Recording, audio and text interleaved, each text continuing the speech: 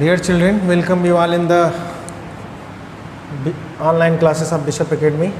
In the last class, we shall discuss about mean value of alternating current and mean value of alternating EMF. Now, we shall discuss root mean square value of AC.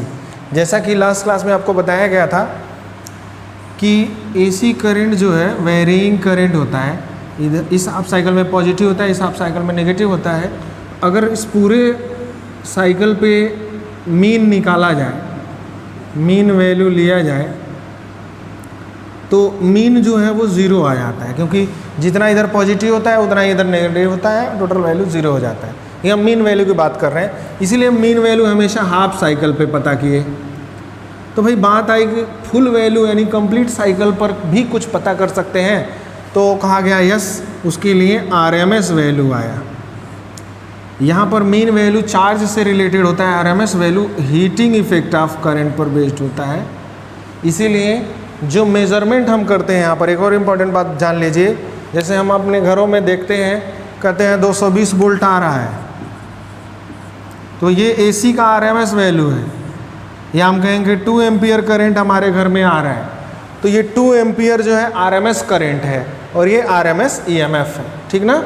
तो यानी हमारा जो hot wire galvanometer या hot wire volt meter जो measurement करता है वो RMS value को ही करता है, जिसको हम फुल फॉर्म में root mean square value of AC भी कहते हैं. ठीक. अब बात आती है, ये हमेशा कंप्लीट साइकिल पे निकाला जाता है. RMS वैल्यू पूरे साइकिल पे निकाला जाता है, टोटल साइकिल पे, और ये ज़ीरो नहीं होता है, क्योंकि आपको पता है पॉजिटिव नेगेटिव संख्याओं को जब स्क्वायर करके जोड़ेंगे तो पॉजिटिव इस RMS मतलब कि स्क्वायर करेंगे फिर रूट ले लेंगे, यानी कि सभी संख्याओं का हम स्क्वायर कर लेंगे. अब जब स्क्वायर करेंगे तो नेगेटिव का भी स्क्वायर पॉजिटिव, इनका भी वैल्यू पॉजिटिव आ जाएगा, और ये पॉजिटिव है तो पॉजिटिव ही रहेगा, फिर रूट ले लेंगे. तो थोड़ा बहुत डिफरेंस आता है लेकिन वैल्यू सेम आती है. अब इसको डिफाइंड कैसे किया गया? It is defined as that value of DC, यानी कि RMS वैल्यू वो DC की वैल्यू है which produces same heat in a given resistor. एक रजिस्टर में उतना ही हीट प्रोड्यूस करता है as it produced by an AC through same resistor for same time. यानी कि यह वह कांस्टेंट करंट है, DC कहने के बजाय कांस्टेंट करंट भी बोल सकते हैं हम. ये this is that constant current which produces same heat across a resistor as is produced by alternating current through same resistor and for same time. उतने ही समय में और उसी रजिस्टर में AC जितना हीट प्रोड्यूस करता है. यदि सेम समय में और सेम रजिस्टर में AC जितना हीट प्रोड्यूस करता है, उतना ही यदि कोई कांस्टेंट करंट भी प्रोड्यूस करे तो उसी कांस्टेंट करंट को हम RMS वैल्यू ऑफ करंट कहते हैं. It's okay. अब यहाँ पर हम एक्सप्रेशन की बात करें, RMS वैल्यू के एक्सप्रेशन की बात करें, तो इसको it is denoted by IRMS. Current है और नीचे RMS लिखा हुआ, RMS वैल्यू है, या IV से रिप्रेजेंट करते हैं. इसको कभी कभी I इफेक्टिव भी कहते हैं, इफेक्टिव करंट होता है I इफेक्टिव. तो ये तीनों नोटेशन है, किसी एक से हम नोटेट करेंगे. हम लोग यूज़ करेंगे IRMS जो ज़्यादा फेमस है. ठीक है. अब हम एक्सप्रेशन निकालते हैं.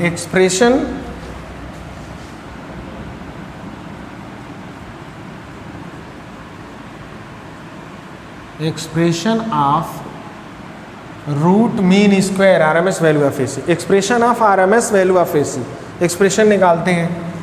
तो हमें पता है, we know that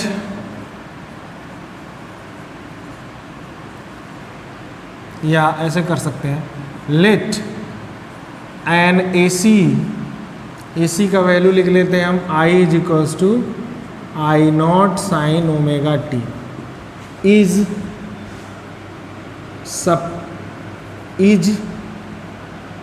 connected across a resistor R resistor के क्रॉस लगाया गया है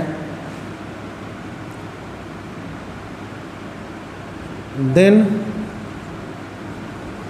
heat produced by AC in very small time interval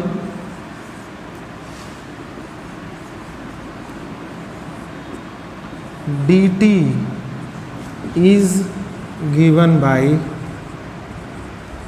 देखिए मान लिया जाए एक AC है I equals to I not sine omega t, जिसको एक रजिस्टर R के क्रॉस कनेक्टेड किया गया है, ठीक है, R के क्रॉस हमने कनेक्ट किया, तब जो है कितना हीट प्रोड्यूस होगा एक बहुत ही सूक्ष्म समय अंतराल, बहुत ही छोटे समय में, टाइम में। तो आपको पता है जो हीट प्रोड्यूस होगा वो स्मॉल अमाउंट ऑफ हीट होगा, क्योंकि स्मॉल टाइम इंटरवल में निकल रहा है। और आपको पता है heat H equals to I square R t, I square R time है डी टी, ठीक है। अब यहाँ पर अगर हम वैल्यू पुट कर दें आई का वैल्यू जो होगा वो क्या होगा, I not sine omega t है, और इसका स्क्वायर हो जाएगा, देखिए यहाँ I not sine omega t है, into r into d t, या इसको हम लिख सकते हैं I not square sine square omega t into r into d t. अब हम ये स्मॉल अमाउंट ऑफ हीट पता लग गया, अगर हमें टोटल अमाउंट ऑफ हीट पता करना है, total amount of heat produced in one complete cycle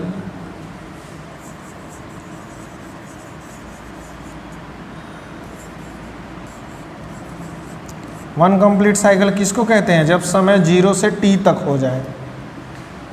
कब मिलेगा, जब हम ऊपर वाले इक्वेशन को, टोटल हीट अगर हमें एक साइकिल में पता करना है, ऊपर वाले इक्वेशन को टाइम के रिस्पेक्ट में अगर इंटीग्रेट कर रहे हैं तो 0 to t तक अगर इंटीग्रेट करें तो dh का इंटीग्रल क्या हो जाएगा, h, इधर इंटीग्रेट करने जाओगे तो आई नॉट स्क्वायर कॉमन हो जाएगा, आर भी कॉमन हो जाएगा, ये इंटीग्रेट नहीं होंगे क्योंकि टाइम का फंक्शन नहीं है इनमें, और इंटीग्रल होगा 0 to t sine square omega T का, ओमेगा टी डी टी।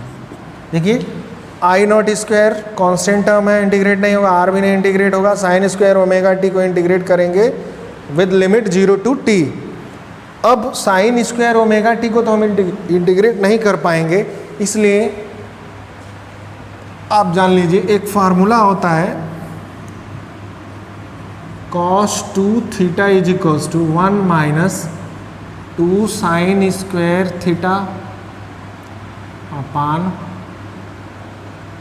नहीं यही होता है, cos 2 theta is equals to 1 minus 2 sine square theta होता है, ये एक फार्मूला होता है। तो इसके ग्राउंड पर अगर हम इसको ओपन करें, इसको तोड़ें, तो साइन स्क्वायर थीटा को क्या लिख सकते हैं, इसको इधर ले आते हैं हम, sine square theta is equals to हो जाएगा 1 माइनस कॉस 2 थीटा, और 2 को यहाँ से हटाएंगे तो डिनोमिनेटर में आ जाएगा, यानी हम साइन स्क्वायर थीटा को लिख सकते हैं 1 माइनस कॉस 2 थीटा अपॉन 2। ये एक फार्मूला होता है, एक ट्रिग्नोमेट्रिक आइडेंटिटी होती है। तो देखिए साइन स्क्वायर ओमेगा टी है, थीटा के प्लेस पे क्या है ओमेगा टी, इसको पुट करते हैं, h इज इक्वल्स टू मिल जाएगा हमें I not square r 0 to integral t, sine square t को हम लिखेंगे 1 माइनस कॉस 2 थीटा की जगह, साइन स्क्वायर ओमेगा टी है ना यहाँ पे, तो जहाँ ये थीटा है वहाँ ओमेगा टी रख देंगे, तो कॉस 2 हमने लिख ही लिया है, यहाँ रख देंगे omega T upon 2 into d T, यानी कि इसको हम ट्रिग्नोमेट्रिक आइडेंटिटी लगा के लिख दिए 1 minus cos 2 omega T upon 2। ये डिनोमिनेटर में जो 2 है वो कांस्टेंट है, इंटीग्रल से बाहर चला आएगा, तो इंटीग्रल से बाहर आएगा, ये हो जाएगा आपका H is equals to I naught square R upon 2 integral, इसको मैं इरेज कर दे रहा हूँ, 0 to t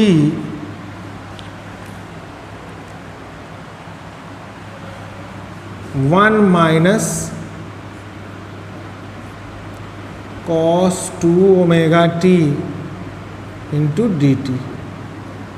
ठीक है, इंटीग्रेट करते हैं, I not square r upon 2, 1 का इंटीग्रल होगा डी टी। ठीक है,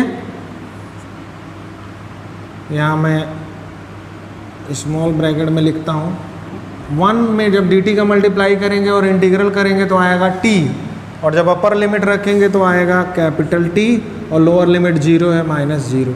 इस 1 का इंटीग्रल हमने अलग कर लिया, माइनस बाहर किया। cos 2 ओमेगा t का इंटीग्रल क्या होगा? cos 2 ओमेगा t का इंटीग्रल होगा sin 2 omega, sin 2 omega t अपान 2 ओमेगा। ठीक है, क्योंकि ये 2 ओमेगा टी चेन रूल से पूरा इंटीग्रेट नहीं हो पाएगा, सिर्फ अगर t रहता तो cos t का इंटीग्रल होता sin t, लेकिन cos 2 ओमेगा है तो 2 ओमेगा को डिफ्रेंशिएट करके डिवाइड कर देंगे। ये हो गया, इसमें अभी लिमिट रखना बाकी है, 0 to कैपिटल T, और ये बिग ब्रैकेट बनकर 1 का इंटीग्रल जब dt का मल्टीप्लाई होगा 1 में, तो देखिए dt का इंटीग्रल t पे, या ऐसे रहने दो, एक टर्म और बढ़ा लेते हैं, ये इंटीग्रल हो गया t,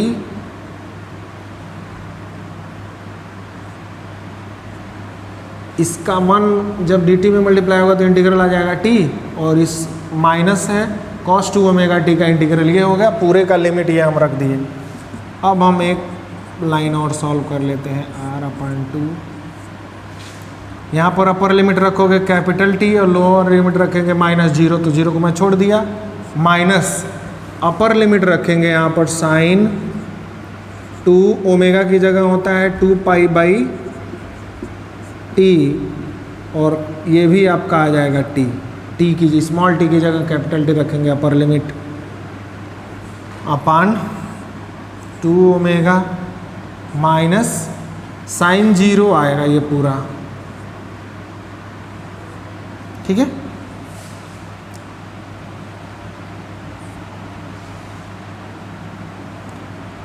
या छोड़ ही देते हैं, ये तो साइन 0 ही हो जाएगा, I not square r upon 2 t minus ये टी कैंसल, 2 2 ज़ा 4 पाई, साइन 4 पाई हो जाएगा, साइन 4 पाई का वैल्यू जो है आपका 0 होता है। ठीक है, साइन ये 2 2 ज़ा 4 पाई आएगा, पाई के मल्टीपल में सब वैल्यू 0 होता है साइन का, तो ये हो जाएगा 0, ये भी 0 छोड़ देंगे, 0 अपान 2 ओमेगा तो 0 ही हो जाएगा, मल्टीप्लाई करोगे तो आ जाएगा I not square r into t upon 2। ये हो गया heat produce by AC over complete cycle, यानी एक पूरे चक्कर में, एक पूरे वाइब्रेशन में AC जो हीट सप्लाई करेगा उसका वैल्यू आपका आएगा I not square R T upon 2। अब हम लेट करते हैं, let heat supplied by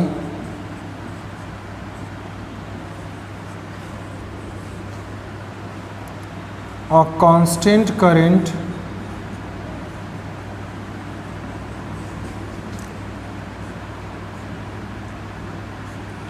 IRMS, इसको हम लिखते हैं constant current IRMS through same register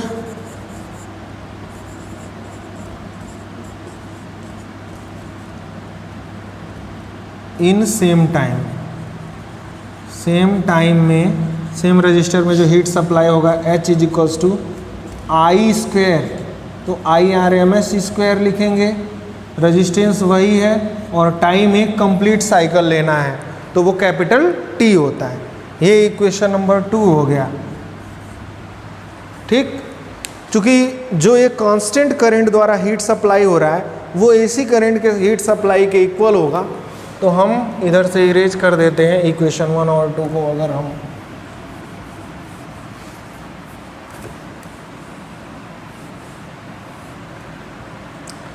equation 1 और 2 को अगर हम इक्वेट करें तो हमें मिल जाएगा I/RMS square into R into T equals to I0 square R into capital T upon 2।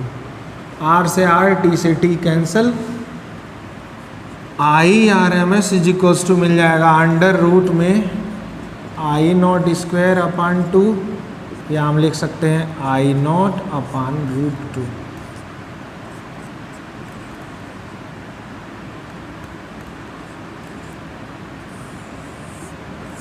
I/RMS is equals to होता है I0 अपॉन रूट 2। रूट 2 का वैल्यू अगर हम रख दें I/RMS is equals to I0 upon root 2 का value होता है 1.414। ठीक है, अगर इसको डिवाइड करेंगे तो हमें मिलता है ये 0.707 I/RMS is equals to I0, यानी root mean square value of alternating current is 0.707 times of peak value of current. AC के पीक वैल्यू का 0.707 टाइम्स होता है RMS वैल्यू। ठीक ना, तो ये हमारा RMS वैल्यू का एक्सप्रेशन रहा। 2 एक्सप्रेशन है, अगर हमें पीक वैल्यू पता है तो RMS वैल्यू कैलकुलेट कर लेंगे, अगर हमें RMS वैल्यू पता है तो पीक वैल्यू भी कैलकुलेट कर लेंगे। इस पर न्यूमेरिकल जो है आता रहता है, हम लोग करेंगे आगे। Okay, this is the expression. Now if you have any doubt related to this topic, you can ask on Google Classroom. Thank you, have a nice day.